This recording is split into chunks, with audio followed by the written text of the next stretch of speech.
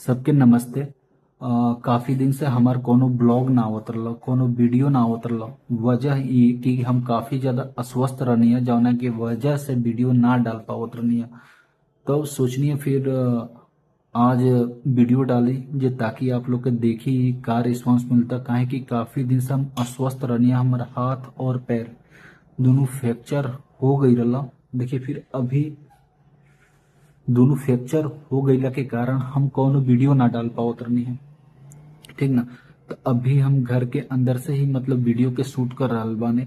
और आज के मौसम भी काफी प्यारा मौसम बा, काफी ठंडा मौसम बा। बारिश के मतलब वो गर्मी तो काफी ज्यादा रहला, लेकिन बारिश के मौसम के वजह से मौसम एकदम से ठंडा हो गल, ठीक ना। तो जैसे भर भर के प्यार आप लोग पहले देत रहनी लो, वैसे ही ये वीडियो के देम लो। काहे कि एक छोटा सा ब्लॉग लेके आइल बने। काफी दिन से कोनो वीडियो लेके ना उतरनी, कोनो वीडियो शूट ना करतनी, जावना के वजह से यूट्यूब पे वीडियो ना डाल पा उतरनी। तो एक छोटा सा ब्लॉग आप लोग के खातिर लेके आइल बनी, प्यारा सा ब्लॉग। तो चलिए फिर हम दिखावतानी। मोबाइल भी हाथ से पकड़ल नहीं के जात, हम दिखावतनी बाहर के व्यूज।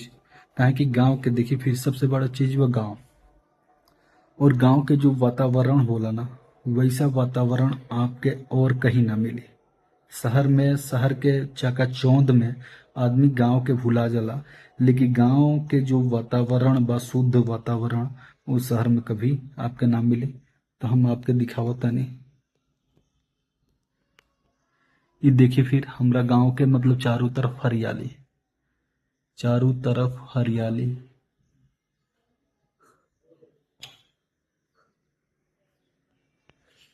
अभी सब लोग बोवनी कर रहल बा, मतलब धान के बुआई चल रहल बा।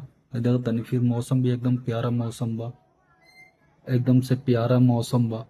और ये साइड से दिखाओ तनी आपके।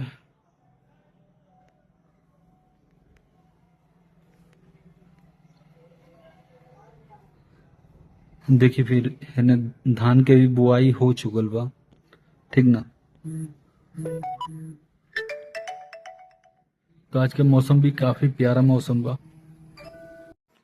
तो आज के मौसम भी काफी प्यारा बा, लागता बारिश आई। लेकिन देखिए फिर बारिश का तो मतलब मौसम हईले है, और एने धान के रोपाई हो गइल बा। गांव में आइला के जो गांव के मजा बा ना, वो गांव के मजा शहर में आप कभी आपके ना मिल पाए, ठीक ना। तो सोचनी है बैठा रहनी, तो सोचनी है फिर एगो छोटा सा ब्लॉग लेके आई आप लोग खातिर, जिसमें हम अपना गांव के जो लोग खेती करेला, धान के रोपाई करेला, उ सोचनी है दिखाई आप लोग के, ठीक ना। तो हमारी ये छोटा सा ब्लॉग आप लोग के कैसन लगल और अच्छा लगल हुई तो अपन प्यार जरूर देम लो। मिलता नहीं कोनो दूसरा ब्लॉग में, तब तक खातिर अलविदा। जय हिंद।